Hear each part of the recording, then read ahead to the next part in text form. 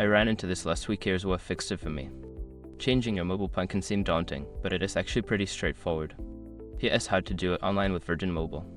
Step 1. Log into your account. Visit the Virgin Mobile website and log into your account using your credentials. This is where you allow manage your plan. Step 2. Navigate to plan options. Once logged in, look for the plans or change plan option in the menu. This will take you to the available plans you can switch to. Step 3. Review available plans. Browse through the different plans available. Pay attention to the features and pricing to find the best fit for your needs. Step 4. Select your new plan. After choosing a plan, click on it to see more details. If you're happy with your selection, click the Change Plan or Select button to proceed. Note: make sure to check if there are any additional fees for changing your plan, as this can vary. Step 5. Confirm your change.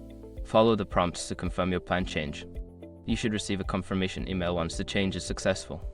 Changing your plan online can save you time and hassle. If you run into any issues, Virgin Mobile's customer service is just a call away. Happy switching!